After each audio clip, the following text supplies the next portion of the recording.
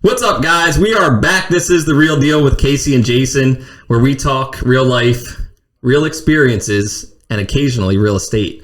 And today we're going to talk about something else. Coffee. That Jason and I are pretty passionate about.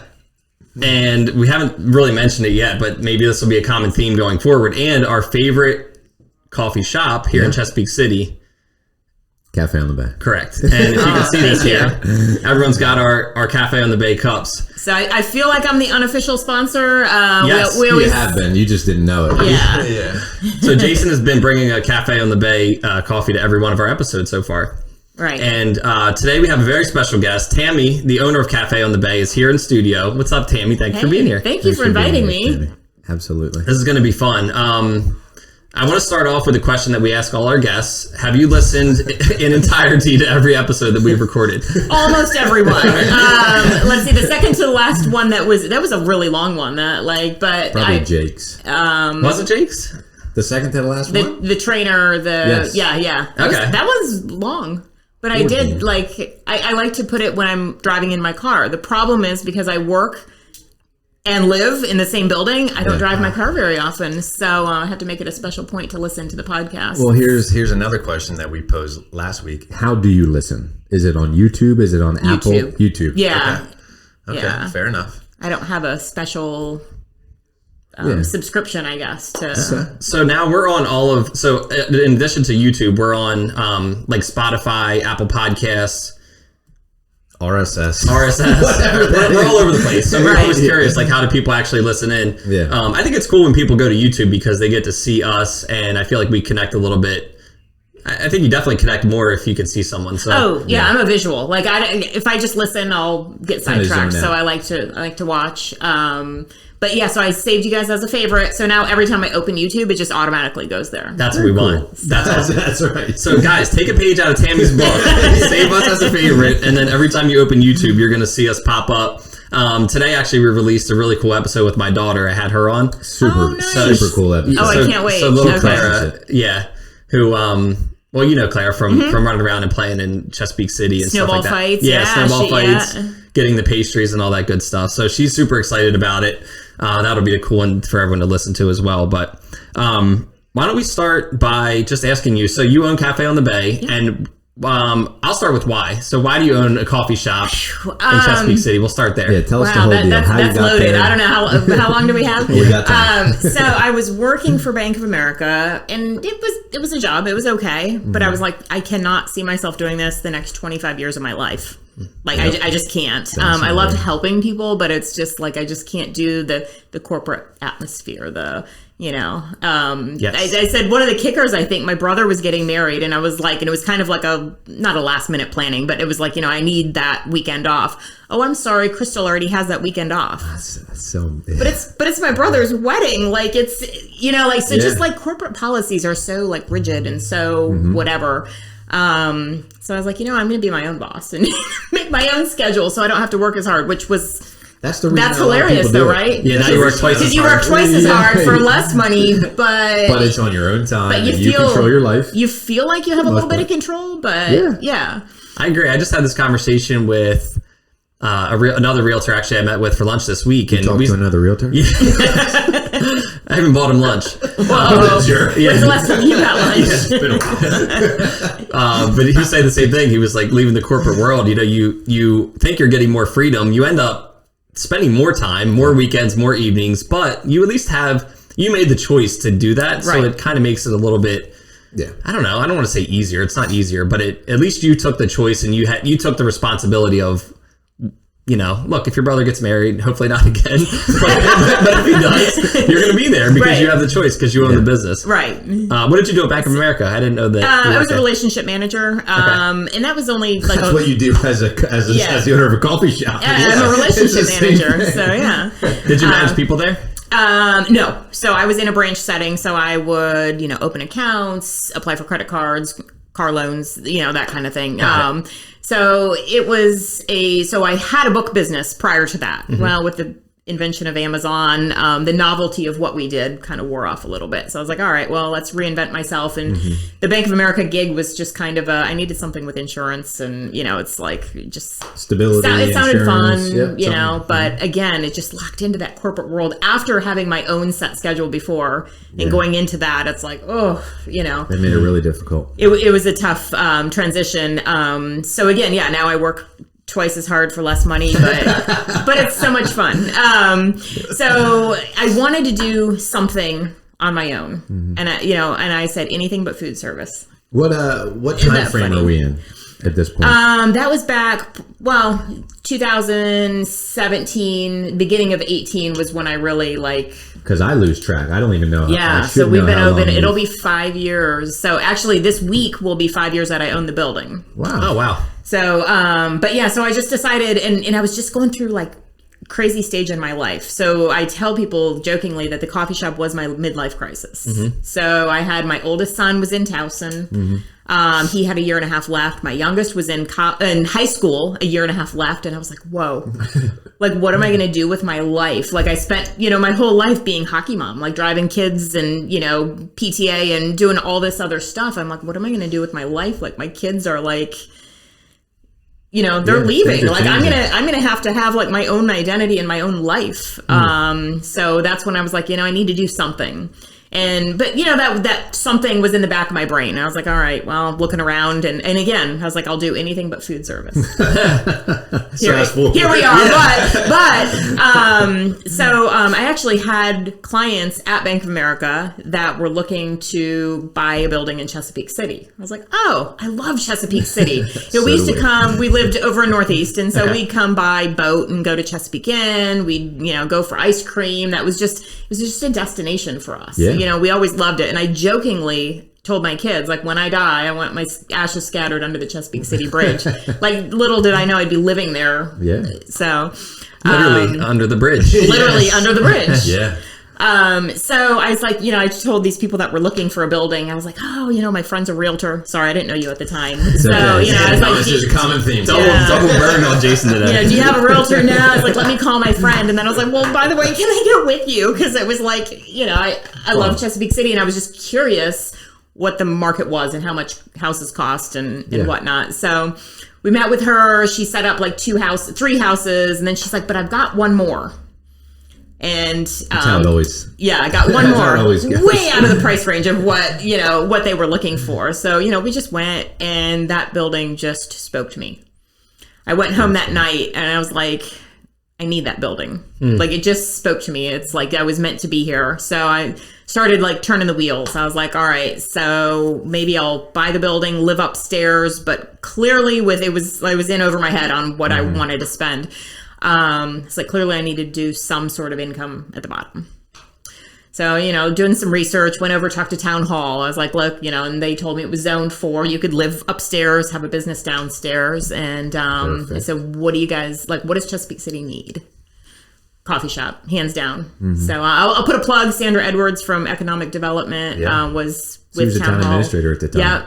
And met with her a couple of times. She was super helpful of what you need to get to be here. So shout out Sandra. Yeah. If they told me Chesapeake City needs a tattoo parlor, I would have learned how to do tattoos. I was like, okay, coffee. How hard could coffee be? And again, I never wanted to do food service, just because it's my kids worked in kitchens in high school. I was like, I hear the stories. Yeah. I was like, anything but food service. I was like, coffee, that seemed a little less scary. I was like, I can learn how to brew some coffee. Yeah. So I bought an espresso machine secondhand from a guy, and he spent 4 days training me. The first day, okay, here's what to do, practice. I'll be back in a week. So I brought lattes to town hall. Here, try these, because there's only so many I could drink at a time. Right. So, so yeah, that's kind of how the whole concept came together. But you weren't even looking at that time. That was for.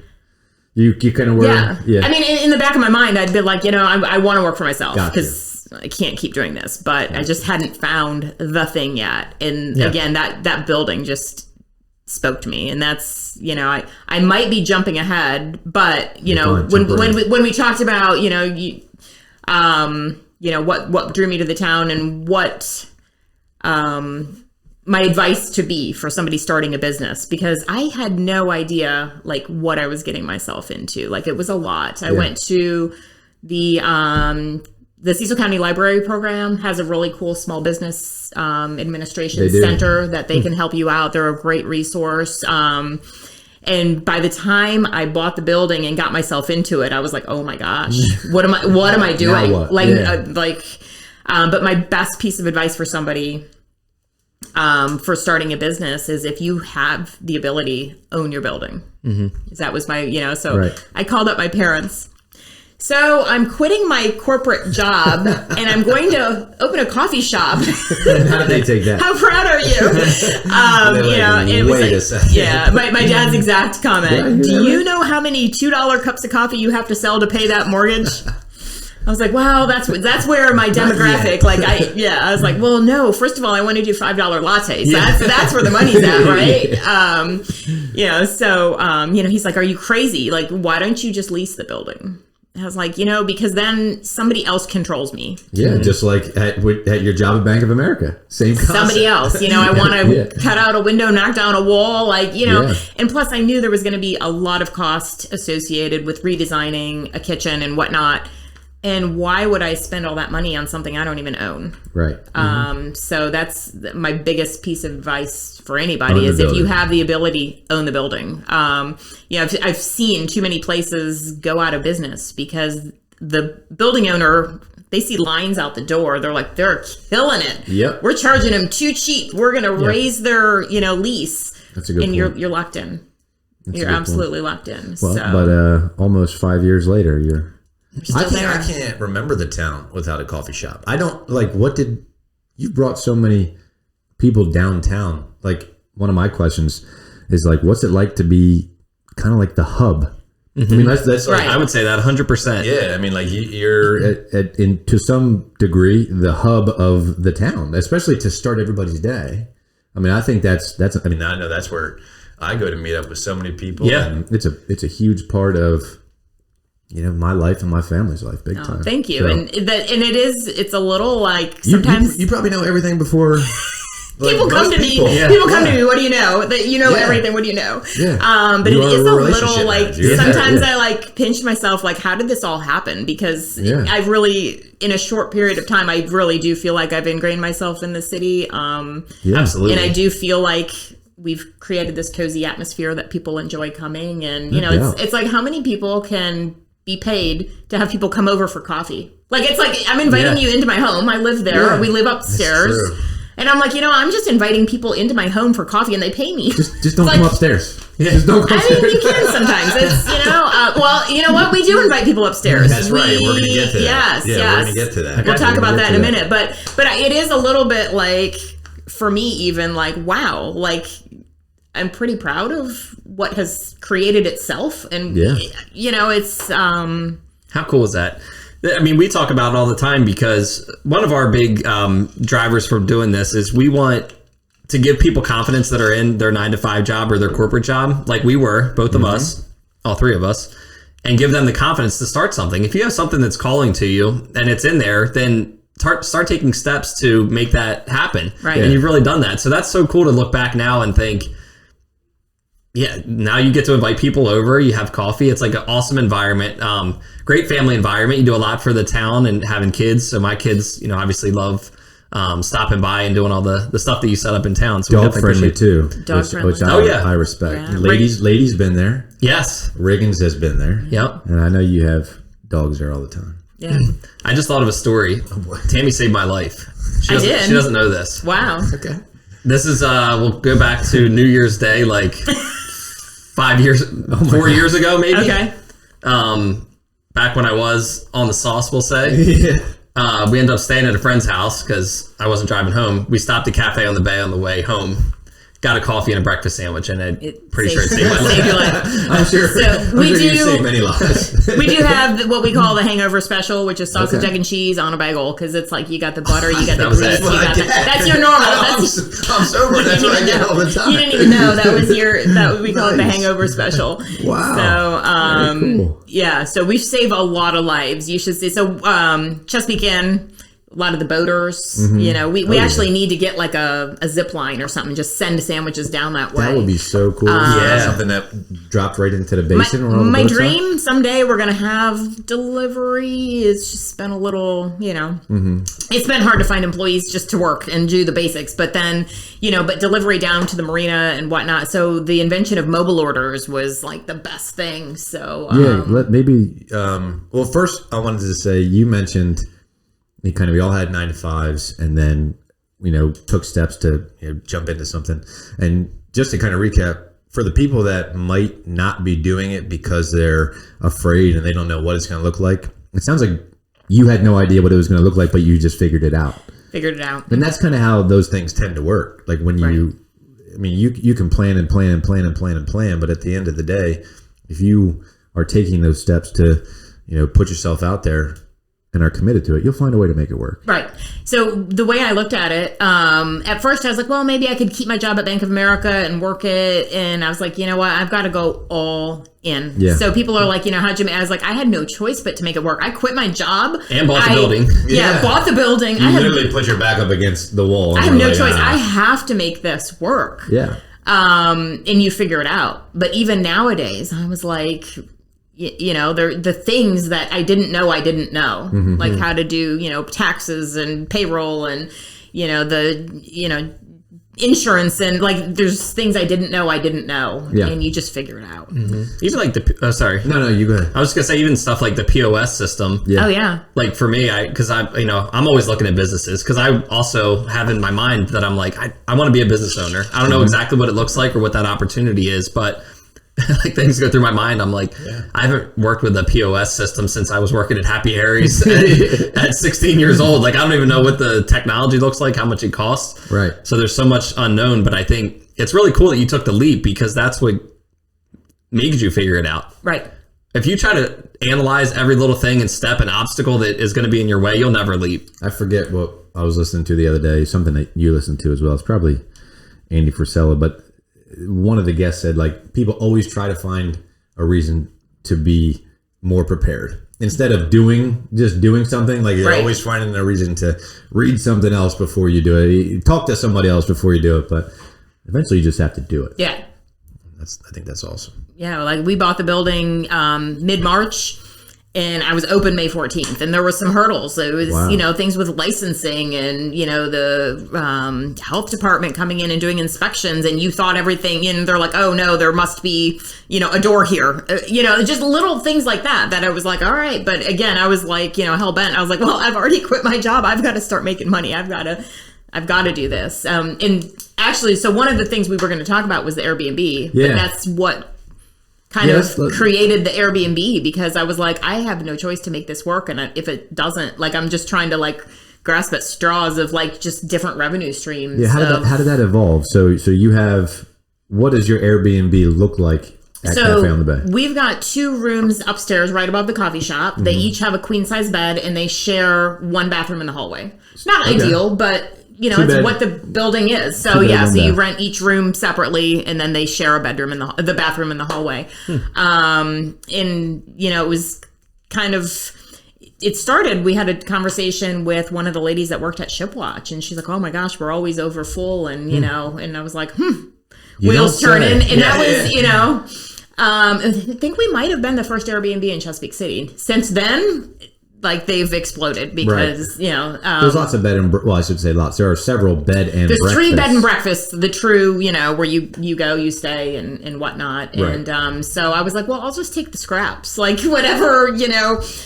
If they're overbooked, they can call me, and that's how it started. And so, you opened in May of 2018. When did you start the Airbnb? Same, really, right then. I had no idea. Right then, that's cool. And again, it was another like, you know, well, throw stuff at the wall, hope it sticks. And it's been going pretty well? Yeah. So it pays the mortgage. That's awesome. I keep saying, you know, oh, I'm going to stop doing it because in part of having the Airbnb, I've given up a lot of living space. Yeah. So, you know, we've got the 2 big bedrooms. I'm in a 9x9 bedroom. That's my master bedroom is 9x9. Wow. And, you know, the boys are on the whole 3rd floor and we share 1 bathroom there.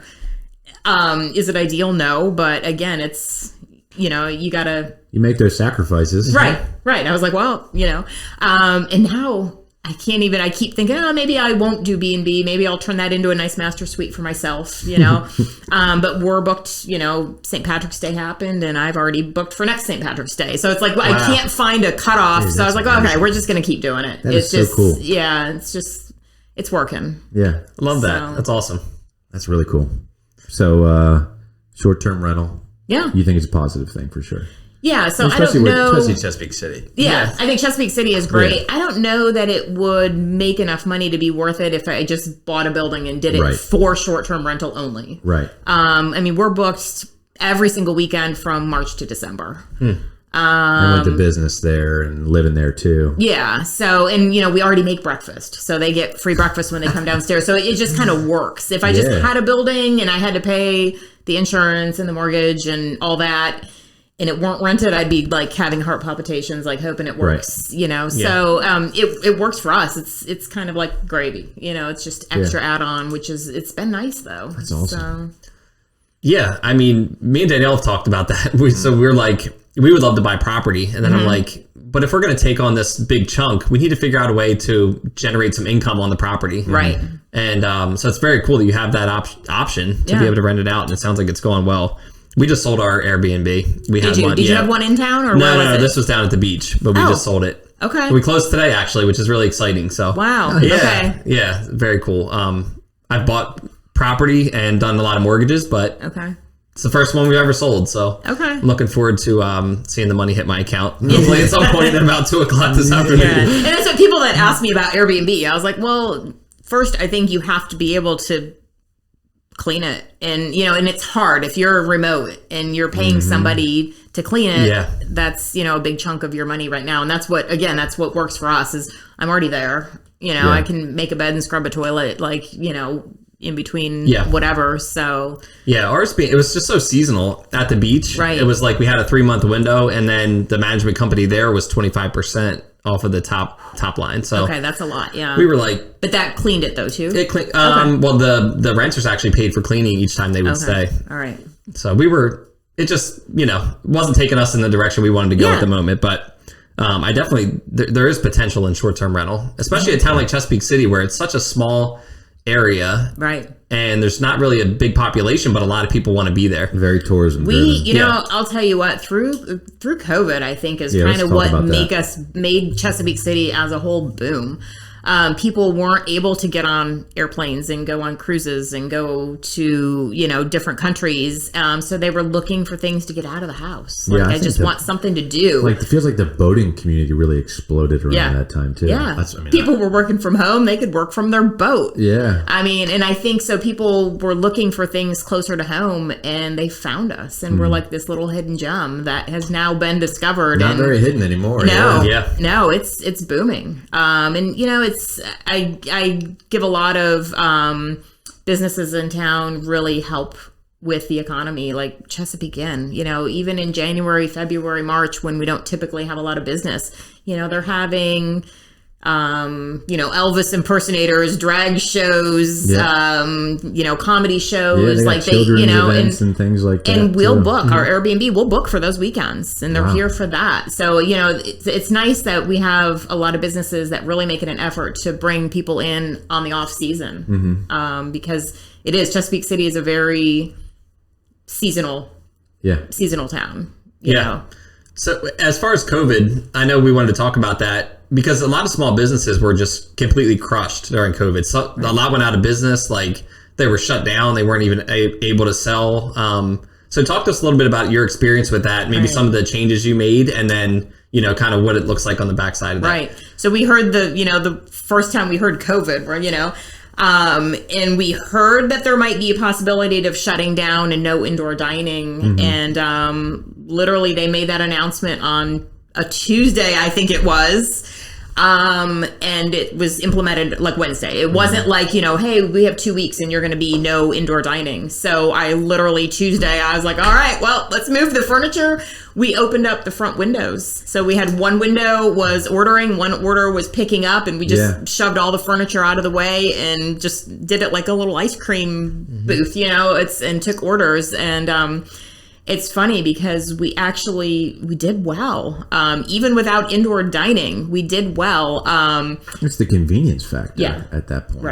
Right. And, everyone loves going out and eating food, but, I think because of our price point, we lent ourselves well to food that you want to just pick up and take home. Yeah. Like, as much as we all love going to, like, Prime 225 and sitting down and having a, $100 steak, like, you don't want to pick that up and go home and eat it as much as, it wasn't... You're also paying for the atmosphere. Yeah, you're paying for that atmosphere, and that's where, I think that was hard for a lot of the bigger businesses with bigger overhead, but it's like, we made it work, and our price point really kind of helped. I just wanted to get out of the house. And was there any delivery at that point? I know you said you don't do delivery, but did you? No, but that's when we started with our mobile ordering, though. Because, people, so funny, we put like plastic up around our porch so you could stay warm out there with heaters. And, people, they'd wait in line and they'd order and then they'd stand there and wait for their food. So we started with the mobile ordering. And it was like, oh, you mobile order and you just come to that window and pick it up. And people like walk in front of them and grab their stuff and leave. They're like, wait a minute. I still haven't done that. I need to get on board. Yeah. I don't do it. Some people don't do it as often as they should. Some people sit in line and then... some people complain about sitting in line. Send text messages on a Saturday morning. Facebook. On a Saturday morning, we got, Charlie and Jason there. Man, I wish we had an express lane. I said, oh, there is. Yeah. Mobile orders. Next thing you know, it's on Facebook. I'm like, this was a private conversation.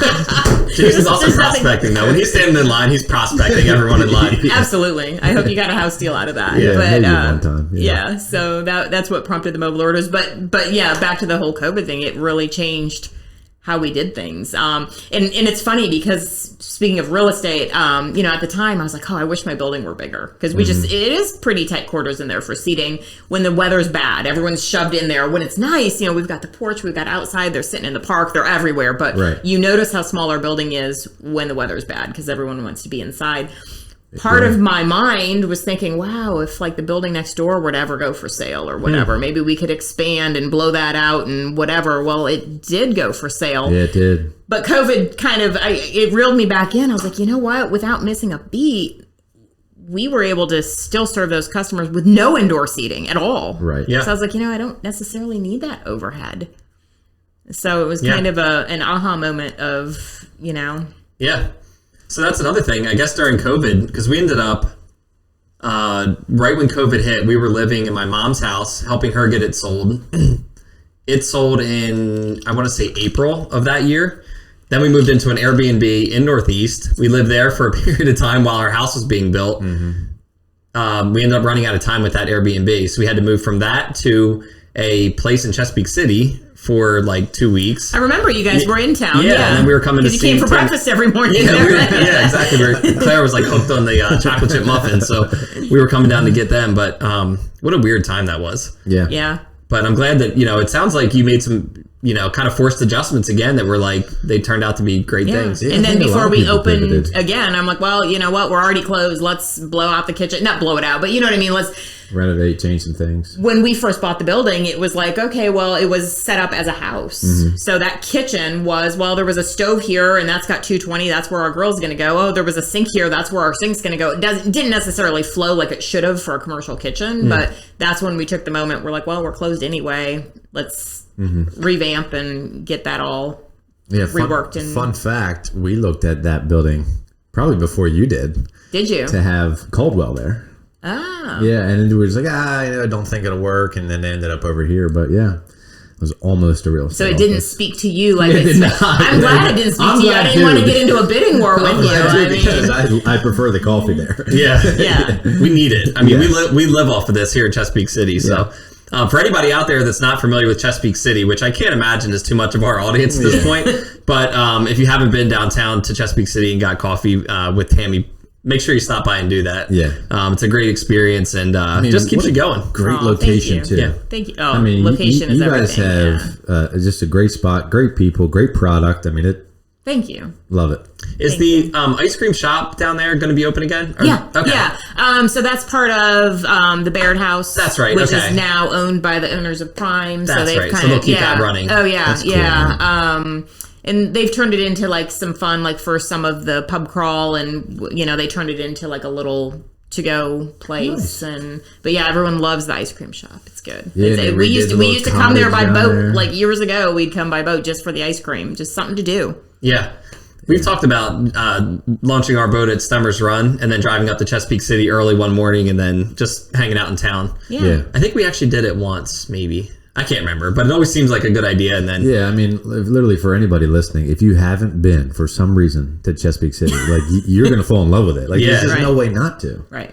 I mean, I selfishly think it's the greatest town in America. Yeah. I do. I just believe. I'll second that. Yeah, I mean, it is I'll, awesome. yeah. I love it. That's great. any challenges that you want to share? So somebody's out there and they're like, yeah, I have a corporate job too, and I want to own a business, but I don't know what to expect. Is there challenges you could share, and maybe like I should say maybe more challenges because we've already talked about a couple, Right? But like maybe other things that were unforeseen that you are working your way through or that you've overcame. So honestly, just employees in the workforce and finding good employees has been the biggest challenge. When I first opened, I had my two sons had worked for restaurants before, so I was like, I had zero kitchen experience. Free I was like, labor I don't know what I'm doing. Yeah. No, they weren't free. Oh, trust me, they weren't free. But they had kind of more experience than I did, so that they were my weekend help. I had my best friend that worked for me. So in my mind, I was like, we're going to open a cute little coffee shop. It'll be me and Sharon and the boys. Life is good.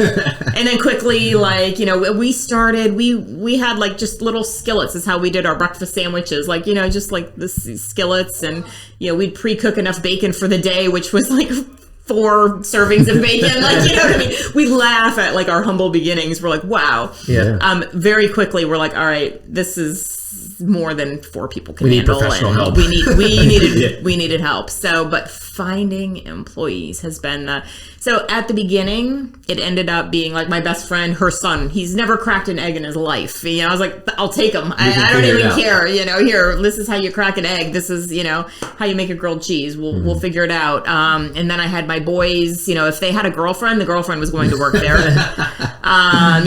Their friends worked there. Then, the problem is we've got a great group of kids, but they're all like, the honor students, the ones with high aspirations. So like come August, we turn around our full crew all over again because they're all going to college, like all the high school kids. So then we got into my kids' younger brothers and sisters. We got, but now I've kind of like, my kids are now 21, almost 22 and 24. Mm-hmm. We've run out of that little line. So now it's like, we just started word of mouth. Like, hey, if you really love coffee, come work here. And, if you have a friend that wants to work here, but it's hard. Kids, they have busy lives. I see a lot of them are in sports. Yeah, I see a lot of students, a lot of, people from Bow Manor just from, coaching over there. I think that's just cool. Yeah, but it's hard. They're like, I really want to work. They want money, but when it comes down to it, having fun is important too. So they're like, I might want one shift. Yeah.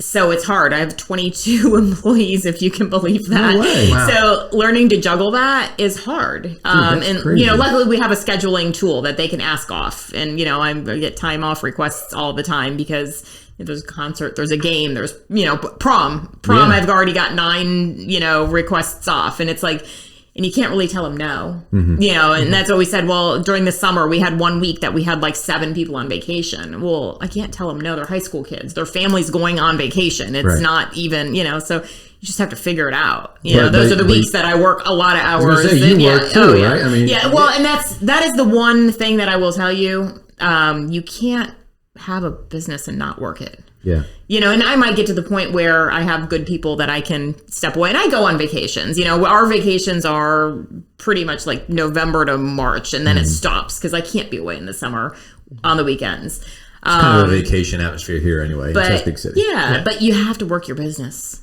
Like well, you have to. You're in it. You know what's going on. You know what's wrong. You know what's working. Things like that. Right. Which is awesome. So if anybody's out there listening and a great employee that Tammy could use, I mean, what a great place to work, though. 22 people. That's so cool. So in most of the kids that we have, this is their first job, maybe their second job. And I feel kind of like a mom responsibility of teaching them, a skill or a lesson that they can take with them for their next jobs. And absolutely, Chris, so shout out to Chris McCartan. Chris, yeah, because if I don't mention him, I'm in so much trouble. He's the best free laborer I could ever. Chris is awesome. He's the breakfast sandwich master. But we have our little squabbles about you're being too hard on these kids. He's like, they need to stay off their damn phones. They're getting paid. He's like, I'm here for free and I'm doing this, and they're on their phones checking Snapchat.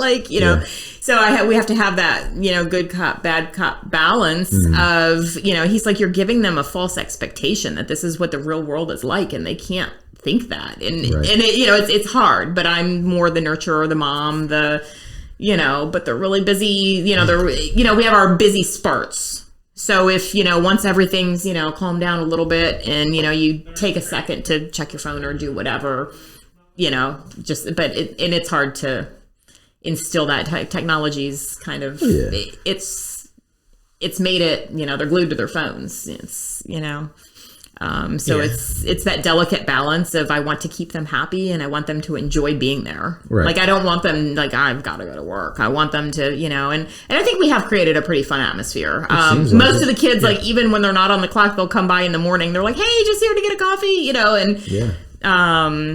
But yeah, I feel like that first responsibility that I have is like teaching them kind of how to be a good employee. And, you can't just call out because your head might hurt a little bit, like, take some Advil and come to work. That's... So you're kind of you're an unofficial parent to a lot of people. Oh, yes. I've got a lot of children now. You're kind of like an unofficial, figurehead in the town. You know what I mean? Because everybody comes to you to find things out. I mean, Well, and I involve myself in the chamber. You're very involved in the community. And because you can't have a right to complain if you're not involved. That's my thought. Yeah. To me, I want to know what's going on. Yeah. I want to know. And, if I'm going to be part of it, I may as well just jump right in and be part of it. And that's what keeps me connected. People are like, hey, I'm going to come to you first because you seem to know. I can't even tell you how many people... I'm looking for a house to rent. I'm looking for a house to sell. You always, you always hear things. What do you hear? So that's what Jason's here for. That's exactly. That's why we've got his face on the bulletin board. We've got the realtor wall there. That's And I'm happy to see. Just throw this out there that the what do you call these things? The sleeves. The sleeves. No longer have, we'll call a competition on them. Oh, it was one day. One day. Now, I want to throw that in here because, Kayla's awesome. She's a good friend of mine. And I tell everyone, I don't care if you use me, but use somebody that's local and reputable for your mortgage. And she is absolutely that. So she's a good friend of mine. She actually did the loan on our house because they have a great construction program. So just throwing that out there, but maybe we can get some sleeves. I don't know with my logo on it. Every time I see something like that, I'm like, this is my fault because I don't do any whether it's a coffee sleeve, whether it's a coaster, I can't be angry at it because I'm not doing those things. Yeah. Right? It comes back to me, but at the same time, when I see it, I'm like, man, that's a good idea. Why don't I just have that conversation? I just don't. I've had a couple of people approach me and it just never happened. I was like, all right, well, this is how much these cost and this is how many we go through. They're like, oh, that's a lot. And it is. So, but I feel like that was probably my best marketing tool that I implemented because the high school kids, they bring it. They have their sleeve on their coffee and everyone, they see it and they're like, why's everyone have these coffee sleeves? And the teachers started coming. They're like, well, all my kids in my class have these coffee sleeves. I got to go check it out. It must be the cool thing to do. So love it. Yeah. That is awesome. Well, we appreciate you being here. Thank you so much. Do you have any closing thoughts or words that you want to share with everyone?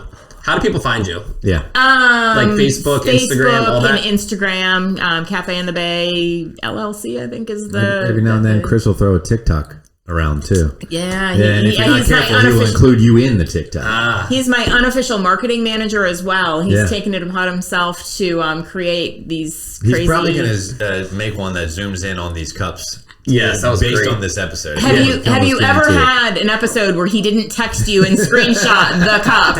It's been a few episodes where he hasn't. So Chris, get back on it.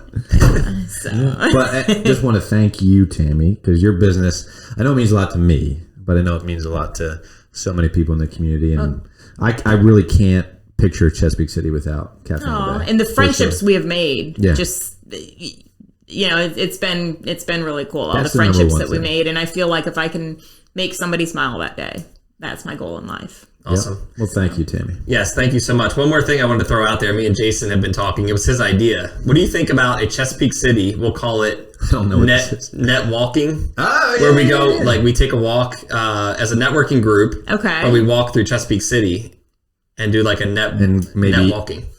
Either stop end by the up at coffee your shop. place or something along those lines. Yeah. Think people would be on board with that? Yeah, let's do it. I didn't know that was my idea, but I'll take It was your Let's idea. do it. Okay. Yeah. we developed it together. Oh, there we go. It was your idea to begin with. So I want to give credit where credit is due. But thank you so much, guys. Go see Tammy at Cafe on the Bay. I know we will be back for sure. Probably in a couple hours. Yeah. Before the day's over. So thanks again for... Thanks for having us. I really appreciate it. Absolutely. So Absolutely. much fun. Thanks, guys. We'll see you later. See ya. Thanks.